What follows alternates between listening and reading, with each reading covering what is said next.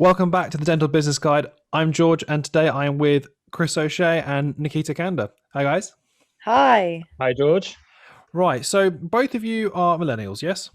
Yep, we Yeah, are. I'm unfortunately, I am just out of that bracket, but so can one of you answer, so what is actually a millennial? So, a millennial is anyone born between 1981 and 1996. Right, so okay, everyone knows who a millennial is in terms of, you see it in the news. Millennials are destroying this, millennials are doing that, and all this stuff. And it's people are saying like millennials aren't buying houses, yeah, because because it's all just too Yeah, expensive. because they can't afford them. Exactly, but simple things about that. So let's just dive straight into it. So we're just talking about marketing to millennials in the specifics, really. So is it harder to market to millennials? Well, yes and no. It's a really good point you made there that you'll see newspapers all the time come out with, oh, millennials are destroying this industry. They're destroying this form of business because they're not buying it. No, millennials don't destroy anything. Businesses don't adapt to new markets. Yeah, no, So agreed. millennials have their way of buying things. They have their ways of being marketed to. And if you're not adapting to that, that's your business's fault. It's not millennials' fault. They're not destroying the diamond industry. The diamond industry hasn't adapted to millennial marketing. So yes and no. I mean, it can be harder because there's a lot more you need to get right nowadays, mainly with digital marketing. But it can also be a lot easier, especially for dentists, because once upon a time, for a dentist to market to anyone, no matter what their age bracket, you had to put your name in the local newspaper. Yeah, You join the had to local put some community, flyers out that there. kind of thing. Yeah. Yeah, and that was pretty much it. But now with the internet and with millennials all being on the internet all the time, you've got this one place where you can reach all of them. Whether it's with SEO, your website, whether it's ads or social media, they're all online, they're all on their phones, they're all on computers, and it's just the perfect way to get to them now. Yes, that's what I was going to say was, should you just focus purely on digital marketing then and everything that to secure these millennials in your practice? Yeah, I mean, obviously offline marketing still has a huge role to play, but yeah, digital marketing is huge now. Digital marketing should be taking up a lot of your marketing energy, budget, time. Yeah, digital marketing is going to be the key for you now. Yeah, so Yeah. so would I have to then spend more money to market and everything like that, or? Well, Again, yes and no, because sorry. sorry, go on. No, I was just going to say, in terms of social media marketing, I think that's a big part of millennial marketing at the moment. You don't have to spend a lot of money on that because social media, Exactly. when you sign up to it, is free, right? But if you obviously, when you want to do ads and things, that's where you're going to probably spend most of your money. But to start off with, it's not expensive if you're going to do that side of digital marketing. But yeah, what were you going to say, Chris? I was going to say basically exactly the same thing. If you want to do it for free, you absolutely can do. If you want to just use social media for free, and if you want to just use SEO techniques to get your website to the top of Google, you can do all that for free. And then if you want to really kickstart it, then you can use pay-per-click advertising, that kind of thing, like Google ads and Facebook ads and Instagram ads. So yeah, there's a free option, but there is also the option to really pay for it and get some better results. Yeah, so we live in a world where if you're not online, you can't survive as a business. Simple as that, really. So so how would people search for a business? So let's say I'm looking. I've just moved into the area. I'm looking for a new practice. What would I? How would most people search for a dental practice, for example? Well, the first thing most people are going to do is simply type into Google "dentist near me." Or they'll type in dentist and then the area they're in. So dentist London, dentist Cornwall, wherever it's going to be. But for the most part, they're just going to type in dentist near me. And then what is going to determine whether you come up there is your local SEO. So SEO is just how good your website is at being ranked. But local SEO is how good it is at being ranked locally. So if you Google anything right now, I don't know, off license near me, it'll show you Google Maps with a little tag for each of the off licenses in your area. And that's the local SEO. So the better your local SEO is, the higher up in that ranking you're going to come. So if someone types in dentist near me and your local SEO is really good, you're going to be right at the top of there. And yours is going to be the first pin they see on Google Maps.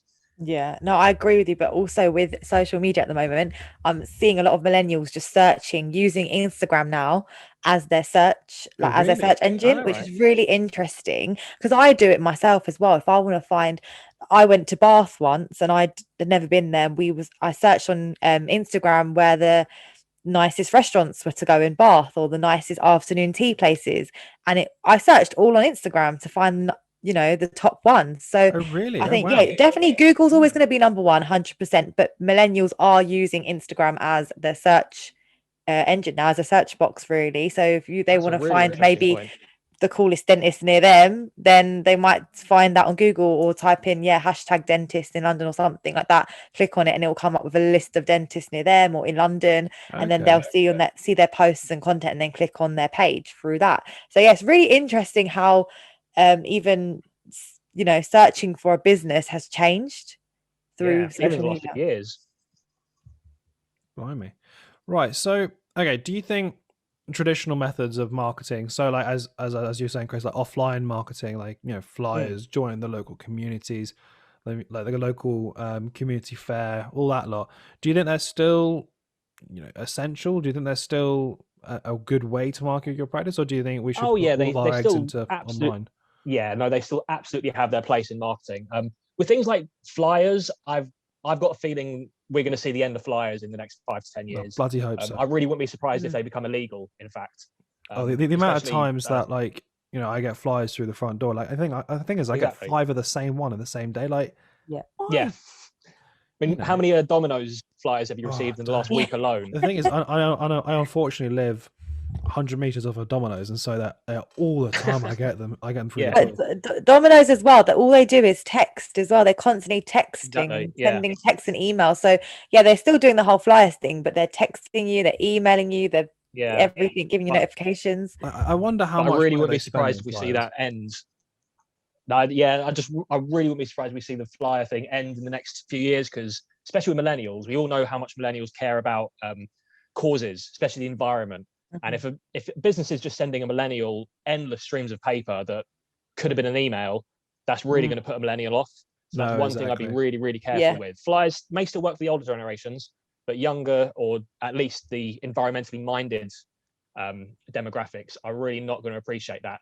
So flyers, definitely, I would start thinking about easing up on, purely for the environment's sake, because that's something millennials really do respond to. Oh yeah, we obviously we care about the environment on that lot, and I actually read somewhere that I thought it was 37% of millennials actually will purchase a product or a service that they believe in, and that lot, even if they mean pay an extra. And it's really interesting, isn't it? Oh no, that's a huge part of millennial marketing. Showing your cause, showing what you believe in, show what you're striving towards. So if you do anything with charities, with the local community, that's really the kind of thing millennials are going to love. They really like to see businesses being ethical, and they hate to see them being unethical. So that's a huge part of it. No, definitely. So all right, Nikita, this is one for you. Which social media platform are millennials using mostly? Like, obviously, most middle-aged people are using Facebook, let's be honest. So it's Instagram or maybe Twitter, or I'd say definitely Instagram and Twitter.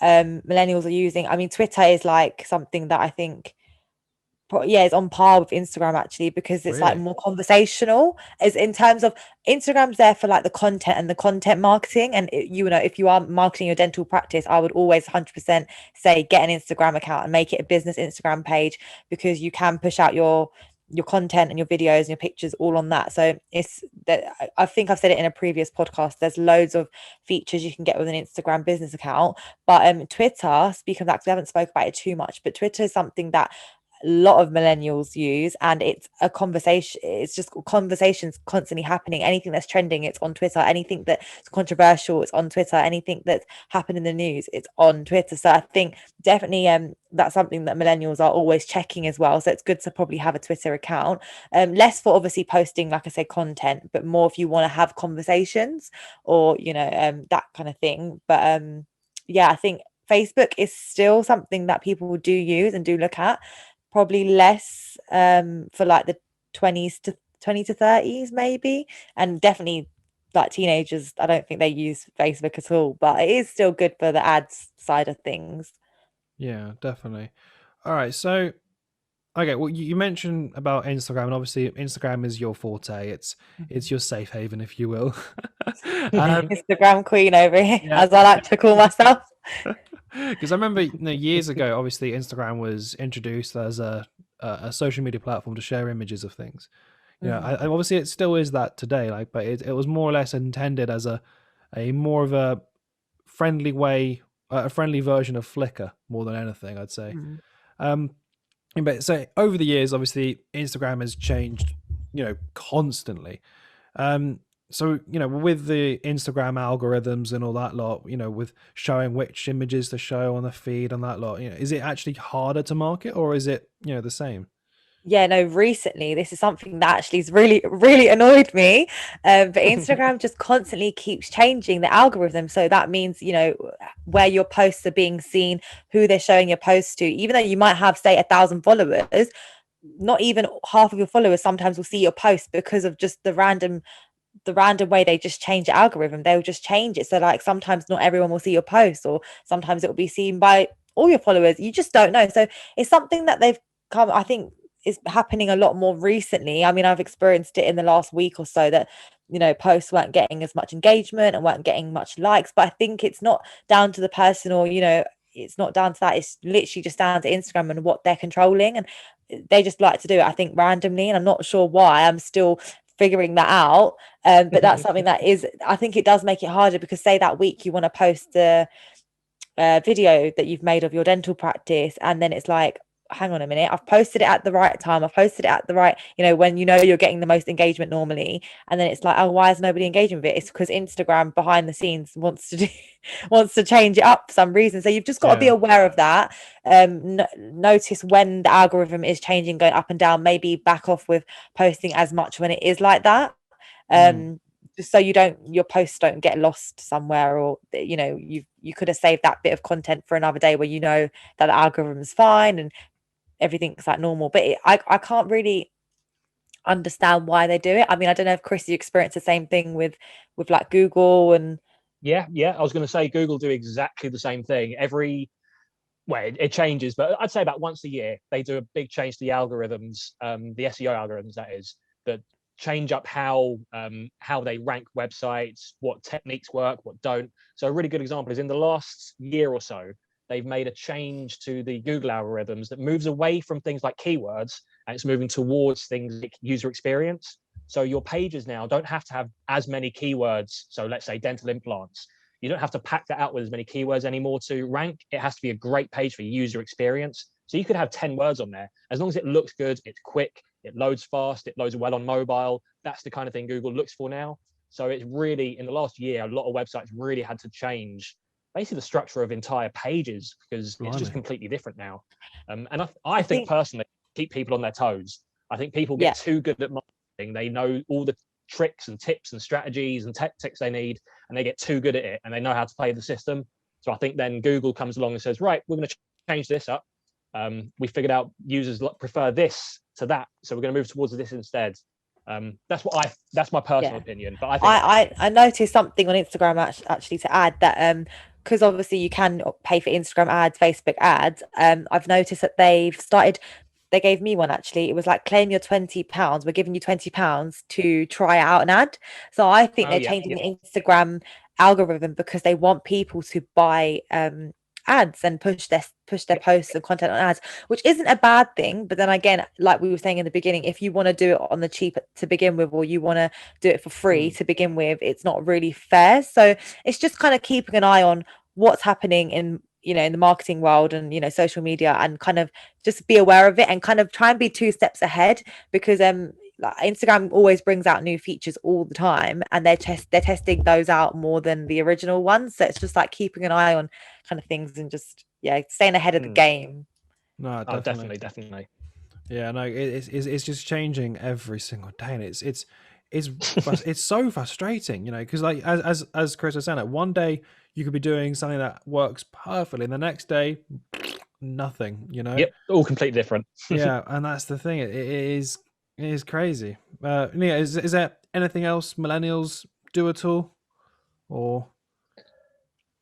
I think if I was going to give people one piece of advice when it comes to millennials, it's like you said, they respond to ethics, they respond to causes, they respond to charity and community, and it's ethics. They want their companies to be moral. They don't want to money with people they don't agree with. They don't want to spend money with people who don't agree with them. So I know it's simple, I know it's quite cheesy, but make a mission statement page, make an about us page, and get all your charity on there, get all your community work on there, get pictures on there of you smiling with families, that kind of thing. That's the kind of thing millennials like. They like to know that they're handing their money over to good people. Yeah, I'd say as well, I agree, and just be authentic and make sure you're being real. Don't show them anything that's kind of like fake, because millennials will always figure it out. Like, they know what they're being shown is real or not. Yeah. And I've said it previously before, but like, don't do the whole fake followers or fake likes, because people can figure that out, then they won't trust your business. So I definitely think ways millennial thinks they think is different to how people would think before, like when they used to just get flyers handed to them, and it would be, they wouldn't care as much about marketing. But I think it's so important now, and like, yeah, just being real and letting people trust your business is really, really important. Definitely. Well, anyway, thank you so much, guys, for taking the time to speak with me. And no, thank you for having us. That's all right. Yeah, well, thank you much for listening to the Dental Business Guide, and we'll catch you on the next one.